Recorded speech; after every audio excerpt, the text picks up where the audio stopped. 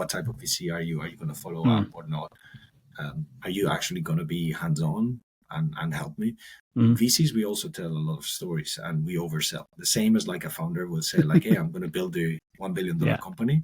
I'm going to tell the company and the founder as well, I'm going to help you in everything, like with HR, with, technical. I'm going to, and there's This is no bullshit gaming podcast, 2.5 Gamers. Sharing actionable insights, dropping knowledge from our day-to-day user acquisition, game design, and ad monetization jobs. We are definitely not discussing the latest industry news, but having so much fun. Let's not forget this is a 4 a.m. conference discussion vibe, so let's not take it too seriously. Okay, let's do it. Welcome, everybody. My name is Matej Lancaric. And I'm Felix Braberg. And we have a special guest, Ignacio Monereo, aka Nacho. Welcome, Nacho. We are very happy to have you here. And this is going to be a special episode. But okay, first, before we go into the questions and then the discussion, since you're very, very well known in the industry because you work at Google, Facebook, Meta, I guess, now Boost Capital, can you just walk us through the career, the thought process of like starting a venture company and all of the fun stuff? Yeah. Well, I mean, first of all, thank you, Matej. I'm a big fan of the podcast, so thank you very much for inviting me here. And I guess when I read that very well known in the industry, I don't consider myself as that. Oh, come on! No, everybody knows you. Yeah. No. I mean, yeah. I mean, I have the should I make that joke, like the cheesiest name in the industry? So, I mean, how many times, like you meet a Nacho, right? It's just like, anyway, so, yeah. So, when you ask the question about like, how do I ended up here and at Boost Capital? I was talking to Felix before. So kind of like ended up in games a bit random, to be honest. I've never been like 100% pure gamer. My parents, they didn't like me to spend time playing video games. Classic. Rude. Yeah. But my first console was a Master System 2, so you can imagine like it was a terrible one. But yeah, like I used to spend a lot of time playing with my cousin, and so I guess like in my mind, in the back of my mind, I wanted to be a gamer, Nice. although I wasn't allowed at home. So how I ended up here started kind of like a weird path. So I ended up at Google, started in 2012. I was talking to Felix. I worked 4 years in the ad monetization team. Yeah, there you go. Doing the Lord's work. Yeah. Yes. Kind of like we were saying that we were plastering the internet with ads because we were working on web and apps. Apps was very limited at the time. We only had the 320 by 50 and the interstitials. I remember when incentivized and rewarded videos came out, and Google was very, very much at the very beginning, not following the trend. So kind of like for us, it was like, 320 by 50, Felix, like the CPMs are horrendous. So I started at Google in 2012 doing that. And also was like working with AdMob, with Ad Exchange, DFP, and it was the time of, I'd say, early hyper casual, like the Flappy Bird, then Fingersoft, the very beginning of Ketchup and Voodoo. So Ketchup mostly before the acquisition. Yeah. So it was super interesting. A lot of that story of two students in a dorm launching an app and all of a sudden becoming millionaires, and that was like one after the other. So did that for 4 years. In 2016 I moved to the Google Play team. At the time Google Play was super interesting, mostly because there was a challenge. Like probably you don't recall that, but you don't recall that, we all forgot, but the games developers that were not launching simultaneously on Google Play and iOS. Most of the times they were launching on iOS, and there was like a real challenge for us on the Android team trying to persuade developers to test in Android, right? Like that kind of like My. today is Things change. Yeah. yeah.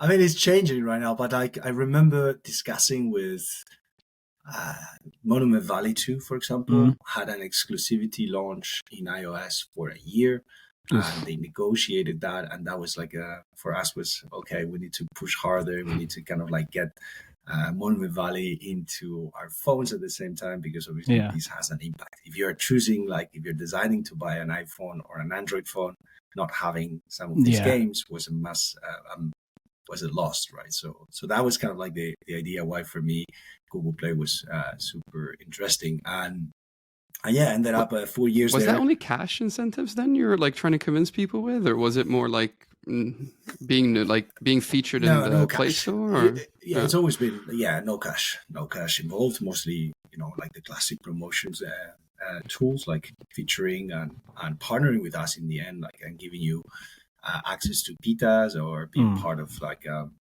managed team, and so there's more giving like more support basically, but we didn't have any cash. Perhaps that's the reason why some people were lucky.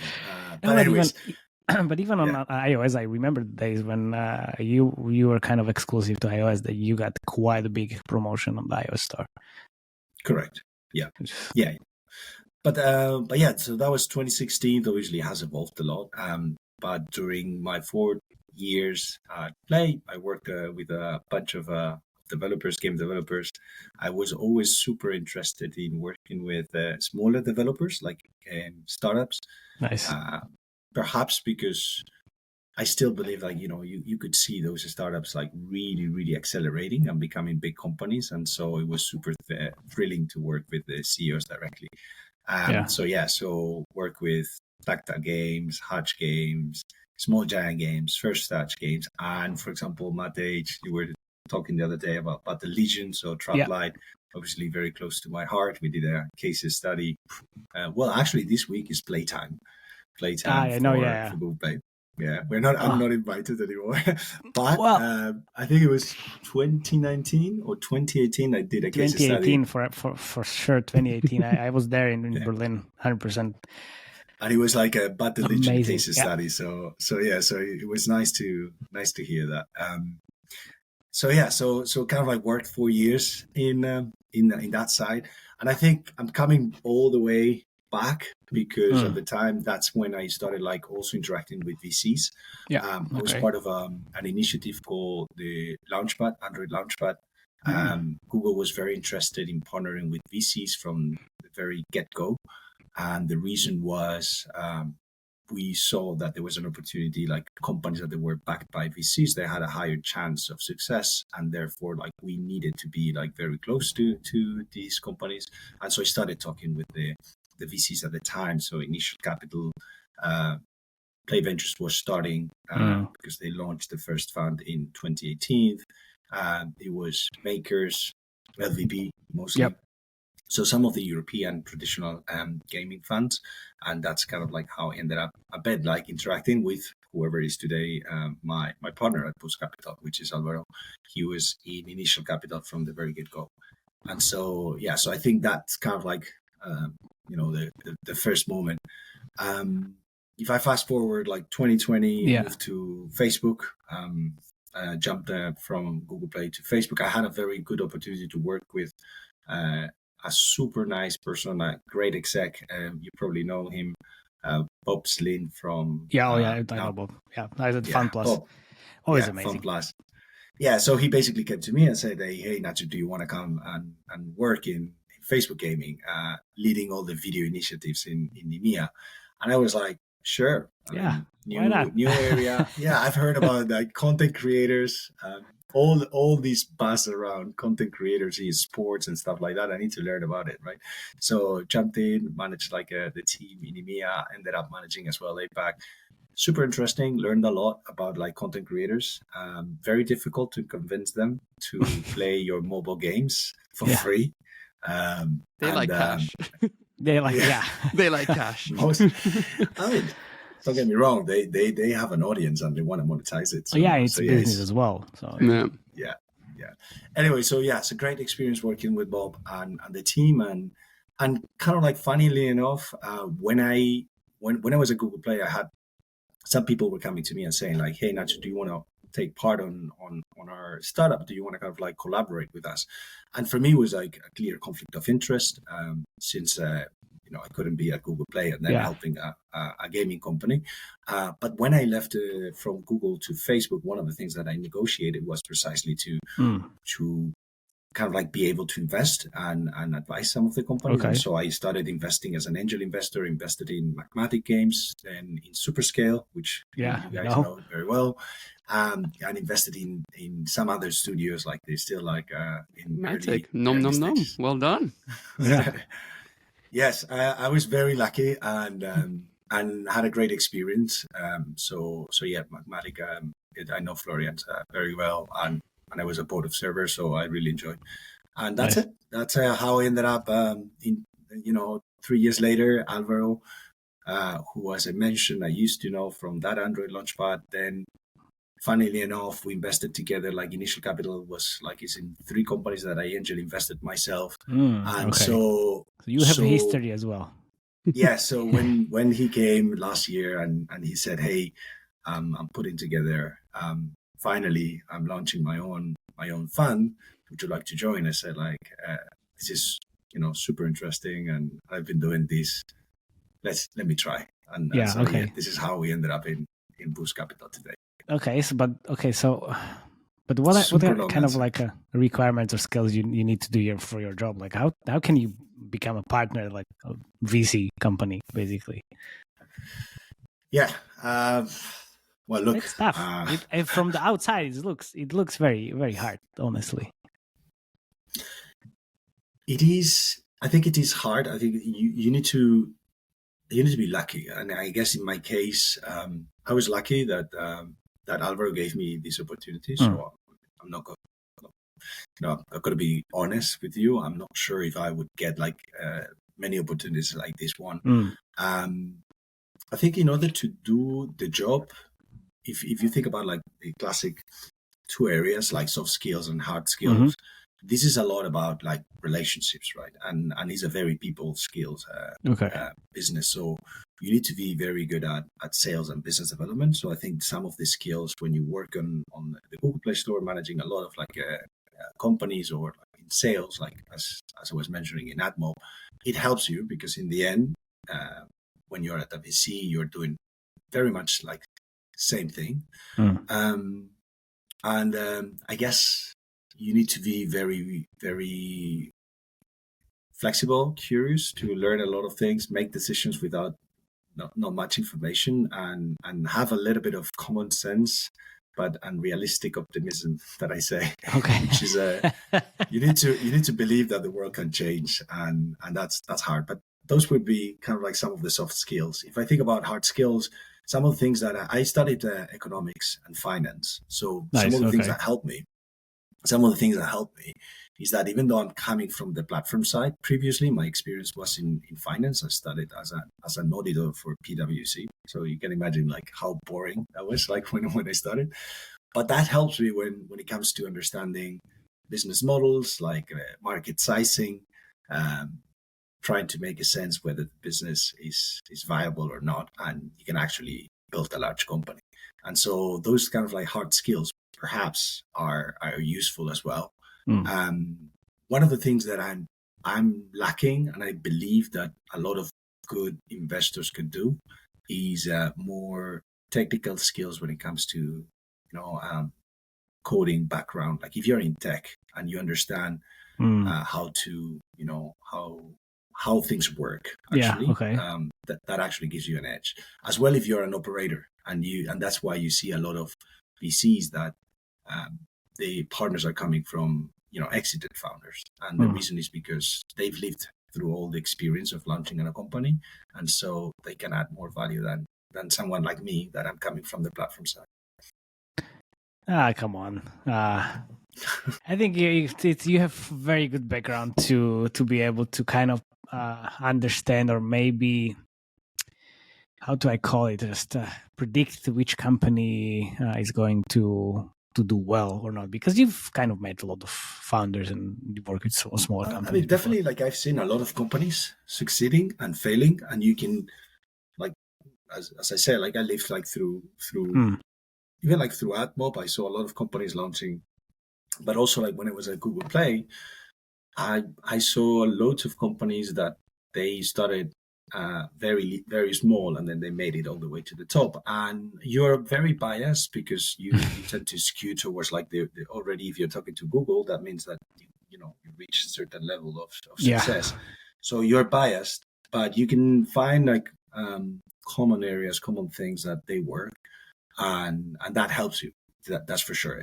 Especially when it comes also to benchmarks, when it comes to trends, that's something like it does help you. However, let's be honest. There's a big luck component in this business, which you never know.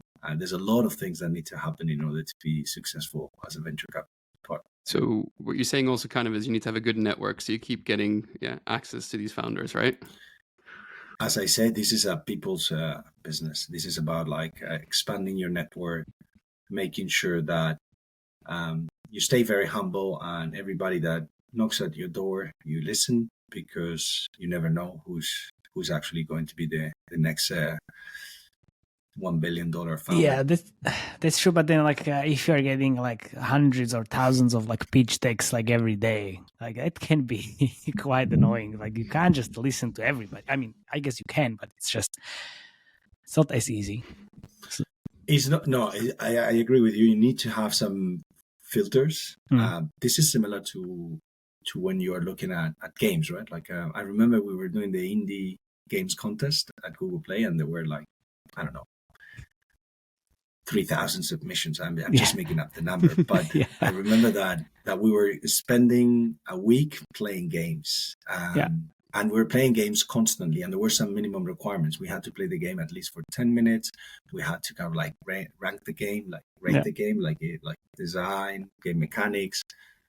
There were a lot of things to do. So you kind of like, you get better at filtering those things, similar with decks and with the startups. And obviously, if it is a startup that it comes recommended, referred by someone, that tends to have like a higher degree of quality. Whether it is cold call through LinkedIn, sometimes perhaps it's less. So you kind of like, you optimize, but in my case, I always try to at least dedicate enough time to look at the startups and make sure that I'm not missing any opportunity, or if I miss, it's because it's a misjudgment, and not because I ignore an email. Okay, and then in that case, like, what's the due diligence process for you? How does it start, and when and where as well? I think, when you say due diligence process, what do you mean? Do you mean like when I start analyzing a company, or like filtering? Let's say first filtering and then start analyzing. So first, I guess, like, you have tens of hundreds of pitch decks, and then like the filter first, like how to filter, and then like how to start like analyzing the company. Yeah. Okay. Well, I mean, if I start from the deal flow, right? Yeah. Where the deal is coming, it matters. As I mentioned before, like if it comes like referred by you, Matej, or Felix, basically you share and you tell me like, oh, this team is amazing. Yeah. Definitely, that's already, it's, that's a plus. It's a good indication, right? Yeah. It's a good indication that you already have set up like that filtering for myself. Right? Okay. So you've done a filter. You will never recommend something that you don't think it's good, right? So that's something like you basically categorize a bit like the text based on where it comes from, and depending on that, you will give more attention to the others. But then afterwards, if it is like cold call, then you basically look at the deck and you start like looking at things, right? Like the structure of the deck, how is it, and whether it's like and I know that you're gonna laugh, but like the team, where is it coming from? What's the product? What's the market? And what's the round details? I think that's for me like the four things that I would always consider are kind of like those four things. I mean, there's a lot of caveats, and within team, you talk about like what's the vision, what are they trying to build, within the product, you go as much in details as you want. If they have already a product in the market and they have some metrics, the market as well, like how they're doing the sizing, is it a large market or is it a small? And then the round details typically sometimes are not included in the first deck, but round details can give you already an idea. Like, are we talking like a Series A or a bridge seed round where the company's in difficulties and they're trying to extend their runway, or is it like a very expensive, is the cap table broken or not? So there's a lot of elements that you will look in the round details, which sometimes is not included, and it doesn't have to be. But based on that, So, Nacho, what's your Goldilocks zone? So let's say I have a company, like when should I be reaching out to Nacho? Like what kind of numbers or KPIs should I be hitting? And then I'm like, Nacho time. Yeah. Well, it depends, right? And I guess there's not a perfect answer. It really depends on which stage you are. I always say the sooner the better that you reach out to VCs. Pre-idea? Establish that. Do you do pre-idea as well? Or? Yeah. I mean, think about this. Like for us, for me, the sooner I get into a company, the better. Mostly because that's, if you get early, that means that the valuation is very likely to be lower. And so the multiples that you need to make as a VC, they don't have to be so big, right? My goal is to find companies that they are fund returners. And fund returners, the size of our funds is $40 million. If I find a company, I get 10% of the company at $4 million valuation, right? And I don't know, 400 million exit, it gives me already the 40 million fund that I have, right? And so that's what kind of like 10% no dilution, I'm assuming. So that's kind of like what I'm trying to get that. So the sooner that you get, the better. Pre-idea, it's fine if it is that's kind of like incubating, but I am very happy to have those conversations. I'm having a number of conversations with right now with founders that I know them because they were working in a previous startup, a previous gaming company, and they're thinking about building their own company, or they are like at Google right now. I have one former colleague at Google thinking about leaving.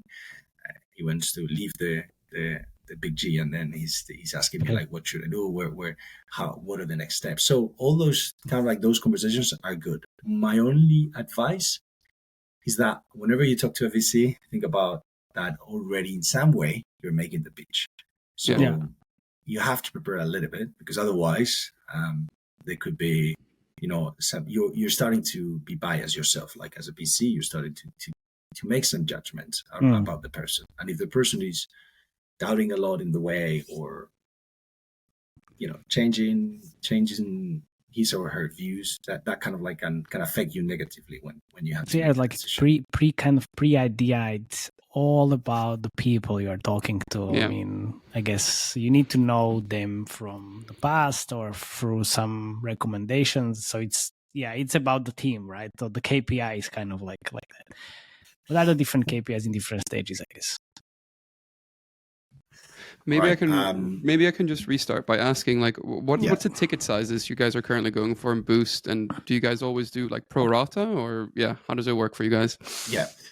So the ticket size is in between $250,000 and $750 in the kind of like in the first ticket that we do, and we do follow up.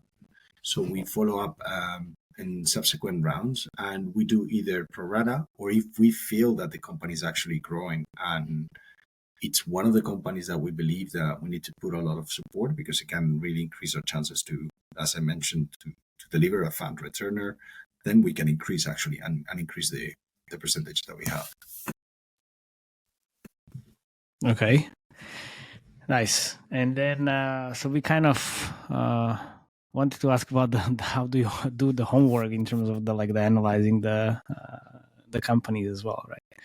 Yeah. So this goes along a bit with what I meant, with what I mentioned, and I know that team is always like the most important part, I know.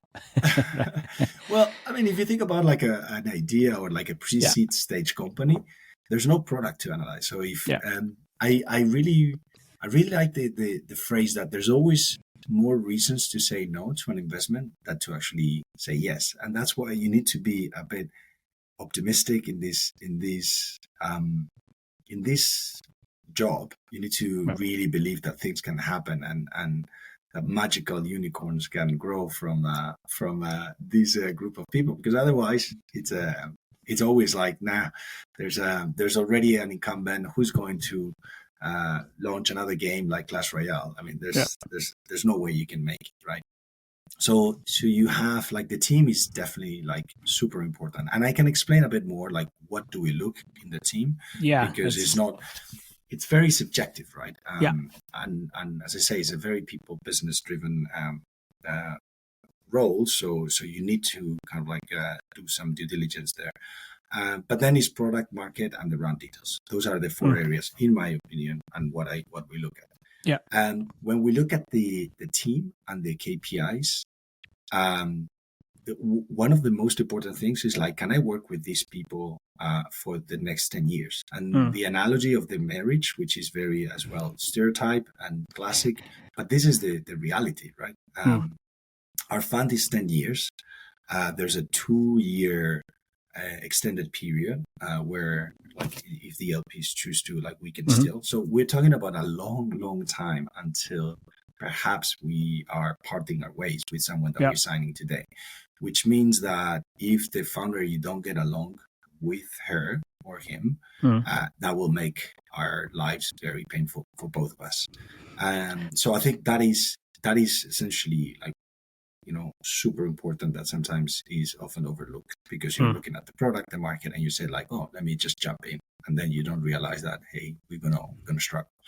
But the things that we're trying to assess is obviously the experience of the founders.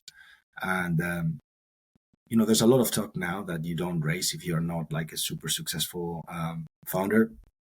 Not necessarily, like, you don't have to come from games and be, I just founded, I don't know, Riot Games before, and then, hey, here I am launching my second company. I think what we're trying to see is that the founders, they have the necessary experience to execute very fast, and whether it's in games or in a different sector, and that is needed because time is of the essence, and when you're fundraising, you're just buying time.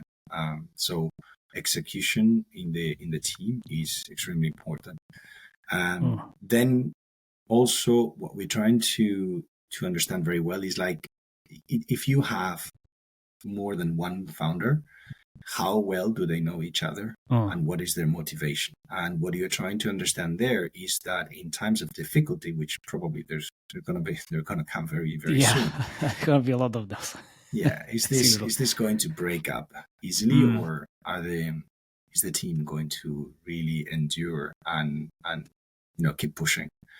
And then, from a VC perspective, you're always investing in companies that they want to reach a sizable size, like a big size, right? A large company. And it's perfectly fine if you have like founders that they want to build a company that is going to be life-changing for them, but is not going to deliver outsized returns. So the vision and ambition from the companies to build a large organization, I think that's also key. And here, I get it, many founders, because they're trying to raise funds, they will say whatever we want to hear. Exactly. I mean, our jobs is to essentially try to see that, right? Like, similar to when you're doing an interview for someone to get a job, and then you fake it till you make it, basically. Correct. And that makes sense. Like, we are all telling a story, and what we're trying is to see whether that vision is genuine, and you really kind of like want to go for it and want to push for it. So those are the things, but then loads of other things that we're looking in teams. Like, we look at, like, how good are they raising funds? For example, you need to have a founder that is going to raise funds, like now with us, but then later on with other VCs. So how good is at telling the story and really convincing other people? As well, like, how good is the founder in bringing people on board? Like, we know that a company is not built by one person. So how good is at hiring, and how good is at, leading other people, right? In order to kind of like deliver and get into the same What are you doing then when there's like very good experienced team? Then the founder is also very experienced, but he can't tell the story that much, and you see like it's he or she's struggling to like with the narrative, but they're really really good. But then like they can't kind of persuade you to invest because of reasons. Like what do you do then? Yeah, that's a very good question. We always try to be conscious of our own biases, and that happens a lot with cultural differences. I'm from Spain. Sometimes we speak to like people from Asia, from people from different cultures, like Nordics, and they are just like simply different, right? And the way I'm very chatty, and then they might not, and so that kind of like what you're trying is to take your own, be very aware of your own biases and say, well, perhaps it's not great. Is this something that is coachable? Is this something that really matters? And can we help them in any way, right? So if someone is perhaps not the best storyteller, but she is great at delivering and executing, and she can, compensate with a lot of results, and also she can be coachable and she can learn, because that in the end is something that you don't acquire.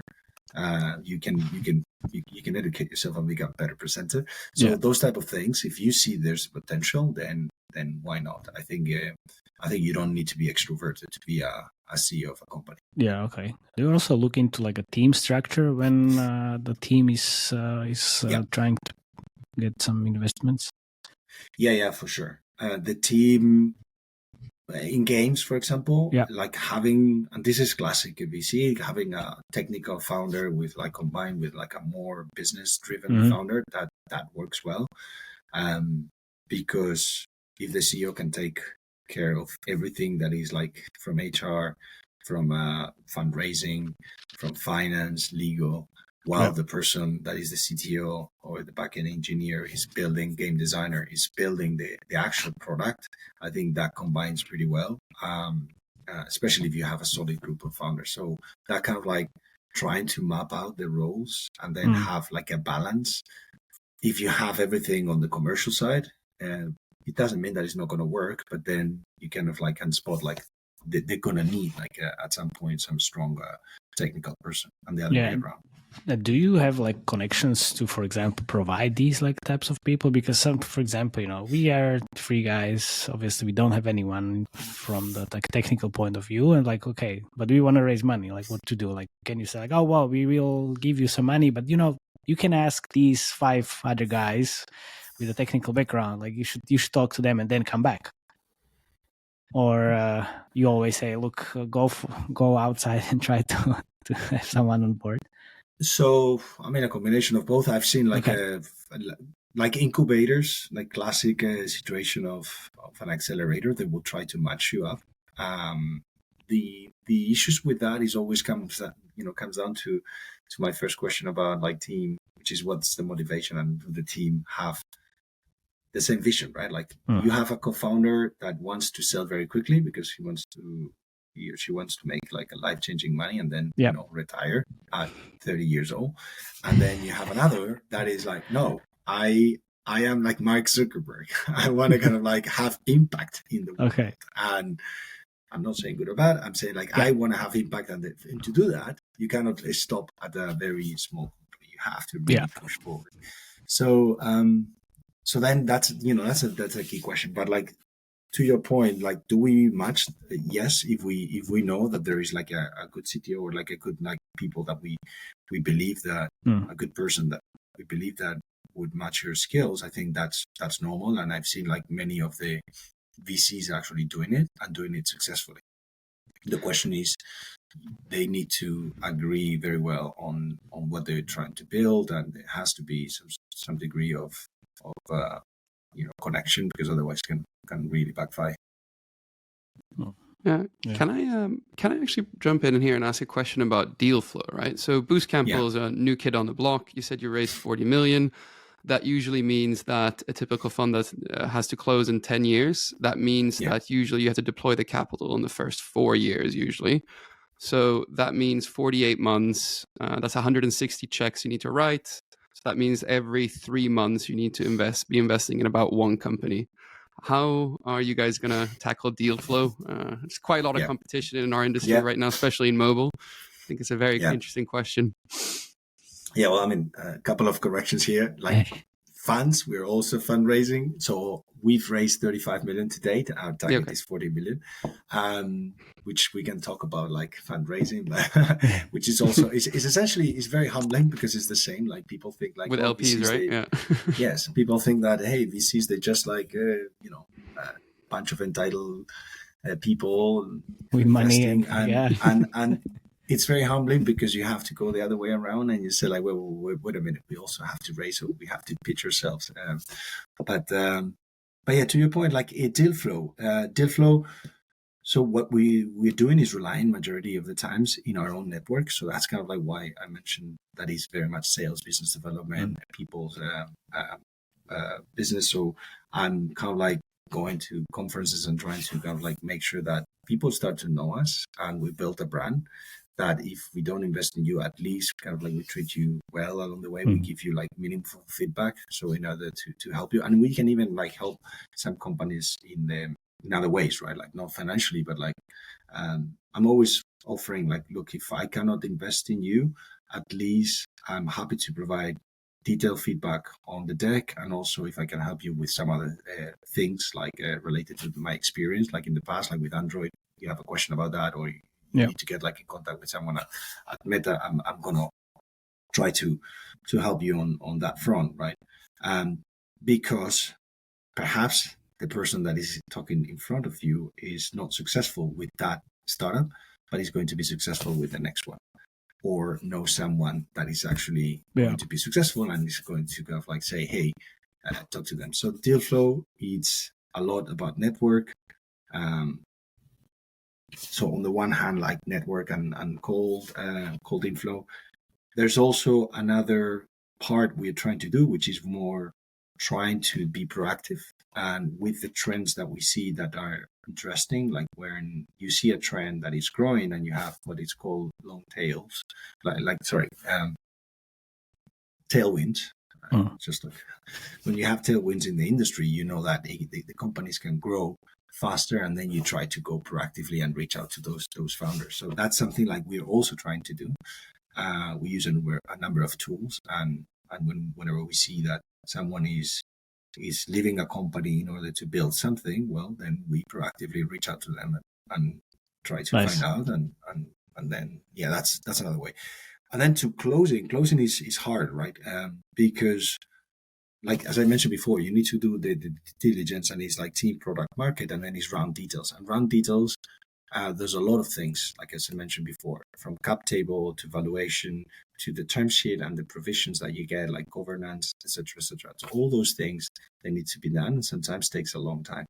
For example, I've been working in some deals for the past 4 months because you need to get things right, especially like afterwards, like those type of things, like legal clauses that you don't think too much at the very beginning, but then come bite you afterwards. If you makes a lot of difference afterwards.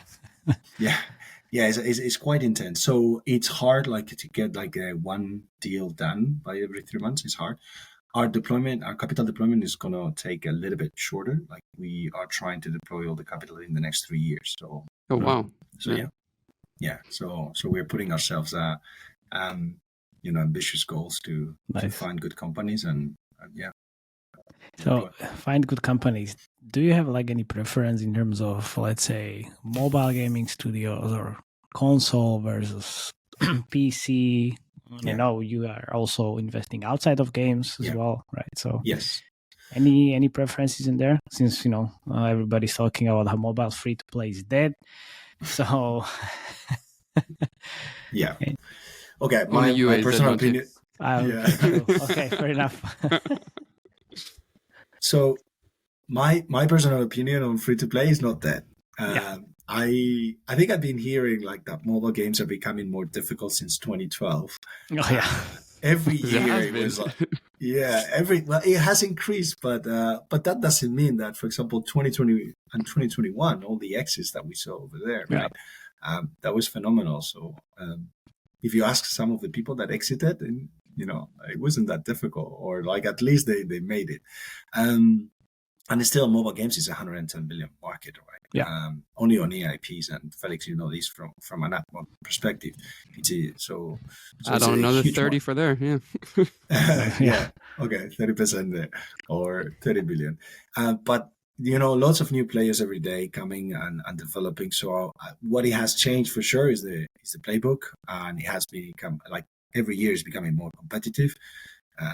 Perhaps we hear less stories about two students in a dorm room hitting the jackpot with a new game, but there is stories about companies being created and launching new games. So as a VC, we still believe in that, and we can operate. When it comes to sectors, and to your question, my preference obviously is in mobile games, because that's what I know, and I feel one part of the job, as I mentioned before, you need to be comfortable taking decisions with very limited information. And I find this as a my personal experience and development, I find this extremely hard. One of the first deals that I looked at, I went to my partner and I said, "Can I pass on this? I don't feel confident that I can make a decision whether it's a yes or no on this company, because I don't know much." And then my partner came back to me and say, "Look, that's the role. You need to make a decision. Like, we're paying you to make a decision on things that sometimes is limited. So you can spend endless amount of time researching about the industry, talking with referrals from the founders, like speaking to people, trying to find like that level of confidence that you need to make a decision. But often you need to make the decision anyways, and you have very limited information. So when it comes to mobile games, I'm more confident on making this decision. However, that is not the only vertical that we're investing. We are also investing. I should start by the thesis, right, of our fund. And the thesis of our fund is about customer journey and user experience. What we're trying is to find industries where all the great learnings that we've seen in gaming can be also applied. And I think there's a number of examples, classic examples like Duolingo in the education. So things where, I like applied game mechanics rather than gamification, but where we see that sometimes in gaming, in mobile games, we take for granted many of the things, the great things that you do when it comes to understanding the user. So what we look is at both user acquisition, engagement, retention, and monetization. And so we try to find like ways where we can add some value over there, right? So fintech, health tech, edutech, prop tech, all those kind of like new verticals that are disrupting in some way the industries can also be can benefit from some of the things that we do at games. And when it comes to games, as I mentioned, mobile games, I'm more comfortable deciding than PC console. That doesn't mean that today with the trends, a lot of companies are thinking cross-platform, and that's something that we need to do. Yeah, all right. So we have, let's say, a few model situations, because obviously we are 2.5 gamers, and we reviewed a lot of games. And now, let's say we are launching a hybrid casual game. It's 3 of us, me on the UA side, Felix on the other monetization side, and Jakub on the game design. So we have tons of experience from the gaming industry. We're almost ready prototype, so no numbers yet. We would like to go to the soft launch, I guess January next year, then global launch as soon as we can, based on the numbers. So I guess let's say you'd like to raise 5 million to get the game out. So now what? So would you give us this money? Is this enough information for you? What would be your thought process about about this case? Well, I like that you start with 5 million. Of course, because why not? if I think 5 million in my mind already, I'm thinking, well, you're asking for a dilution of perhaps 20%. So that puts you in a post-money valuation of 25, 30. I have no idea how this works. Well, essentially, you would expect in every round to dilute yourself as the founder around 20%, 15 to 20%. Okay. Obviously, the more that you grow, the less that you would dilute yourself. So, which means that if you're 5 million already, you kind of like you're putting yourself at a relatively high valuation from the get-go. Okay.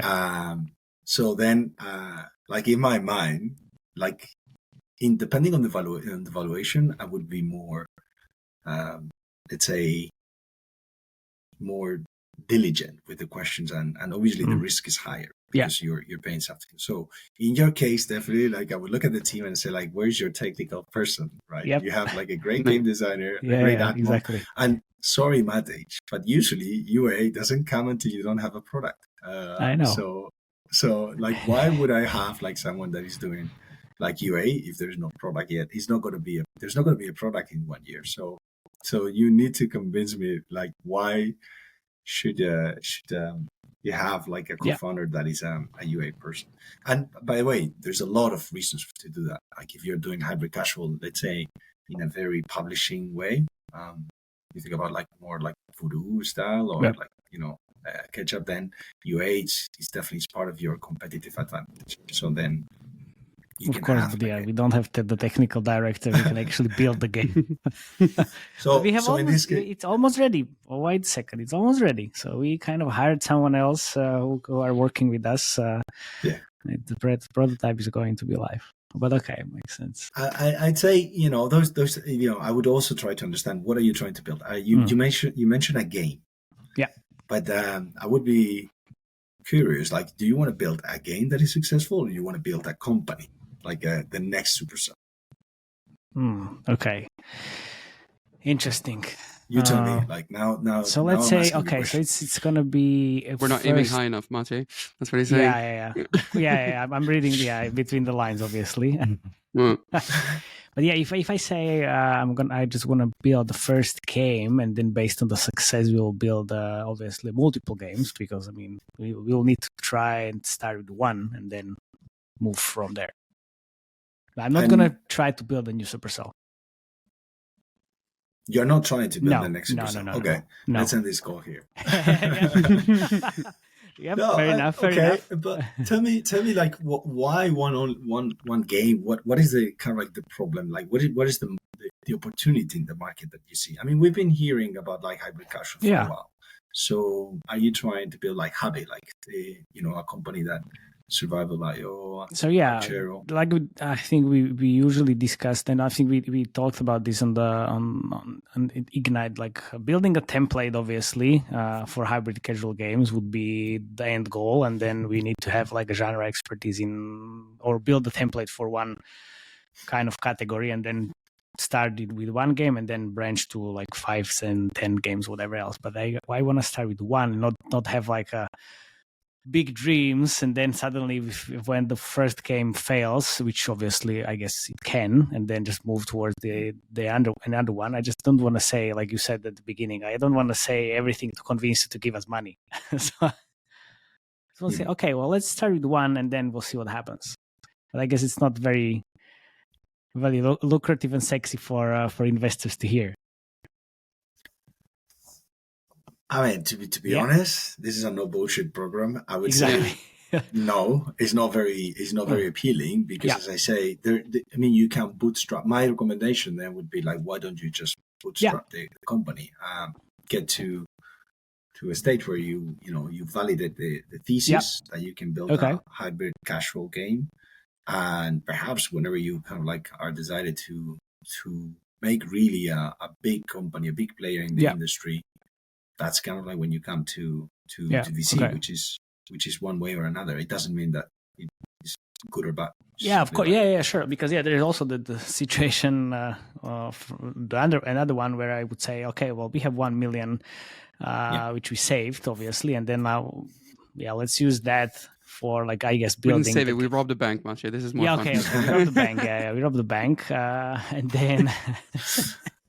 And then, if we want to use that for building something, and then so we have kind of like KPIs as well, and then maybe a vision for like what we want to build, then we come to the investors and say, okay, well, this is it.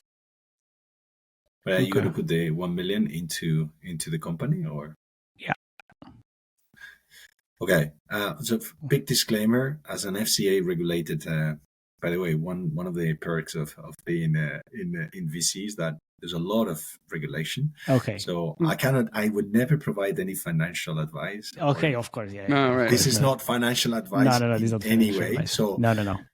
I'm not going to say what to do, what you of can course, do with your 1 million. Yeah. But if you were to put the 1 million into the company, obviously, like if you're raising from a VC, showing that you are committed both financially and in time, that definitely helps, right? Like a lot of companies, they start bootstrapping. They start, like with their own funds and their own means. And when they get to an MVP or some metrics that already validate or show some signs of success, that's kind of like when they raise funds. And I think that makes total sense.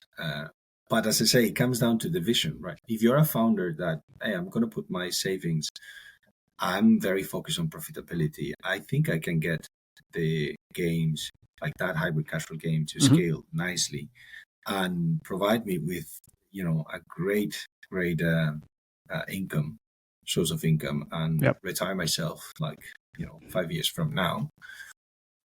Perhaps you don't need to go for a VC. You just need to kind of like keep doing that profitably, scaling up, and then hopefully you exit the company at some point when you're poor. Someone buys, and then you fair and then enough. you invite me, to wherever you go. Okay. That makes sense. Okay. Any other, like, let's say, like, last advice or like advice for VC? Oh, not VC, so obviously for the founders. Before we wrap it up. Well, I think what you said about the when to contact the VCs, right? So I think definitely, like, contact VCs like the sooner that you can. Especially in the current context, right now, we all know interest rates at 5%. It's very hard for us VCs like to fundraise. So typically, what you don't want if you are a startup is to wait until the last 3-4 months of your runway and say, now I'm going to go to a VC and start talking. I think is the sooner the better, and building the relationship, and because as I mentioned, a lot of the decision comes down to the team. One also advice is execute very fast. I think the hit game might not come in the first attempt, and if you are able to generate some revenues already, that can decrease your burn rate significantly, and then extend your runway for a number of months. And I've seen that in a number of gaming companies that their first games, they were not successful, but they were good enough to allow the team to iterate and work on R&D and develop more games. And so I think that is a good strategy if like diversifies from just like going the VC route and then Series A, Series B, Series C. And my last thing is always do your own diligence as well on the VCs. I think we are doing all the questions. We're making all the questions, but then you should ask also the questions on that end, like what type of VC are you? Are you going to follow up or not? Are you actually going to be hands-on and help me? VCs, we also tell a lot of stories and we oversell. The same as like a founder will say, like, hey, I'm going to build a $1 billion company. I'm going to tell the company and the founder as well, I'm going to help you in everything, like with HR, with technical. I'm going to, and there's there's obviously this is not ill-fated. Is realistic. I'm trying to help, but I'm also like doing so many other things. So in the end, you might not reach to all the things that you promised. So I think that's also important to know. Like if the VC, the person that you're talking to at the VC's mega VC, is already like 10 or 15 boards and you can't possibly have time to just help everybody. And also like the where the VC is at what stage is the VC, right? If it is fundraising for the next fund, or is it about to close, things like that, right? So those are the type of things that you also need to consider. Nice. Okay. Perfect. Yeah. Thanks. Great. No, it's. I think we can wrap up here. And thanks for Nacho, thanks for coming and talking to us about all the VC and then telling us to be a little bit more prepared for pitching our idea. Are you gonna send me your deck? Like we'll 2.5 gamers? We'll see about that. As soon as it's ready, then definitely yes. What is like? So I'm curious to hear what is your view for hybrid casual? Is it the? I've been hearing about hybrid casual for a long time. So it's from the games that we kind of reviewed. It's a very good combination of both the worlds because the monetization is 50-50, right? So that can work really well on the UA side and also on the monetization side. But then if you think about also the retention profile, it's day one is great, but then like the long term is great as well because you're kind of like borrowing the IRP monetization and the depth of the game and everything. So it's like it's good, like the best from both worlds. And obviously not as easy to build as everybody thinks because also Voodoo is doing this. They didn't do it that well. All my games is doing this as well. They are very far from the rest of the crowd. And I think Say Games is doing the best job at the moment. Hobby and Say Games. Hobby and Say Games. Hobby is the different category. That's a very different category. So I think the outlook for the hybrid casual is quite good already. I mean, I like the games, arcade games, classic, power-ups and progressing. Super good. Nice. Yeah, if you ever come across, or if anyone listening comes across like a good deck, I'm online and please. Yeah, we'll put see you at Robicon. See you at Robicon. Robicon / I'll be there. Hoping to get invited to all the cool parties and then have fun. All right. Thanks, man. All right. Thanks very much for listening. Until next time. Cheers. Thank you. Bye-bye.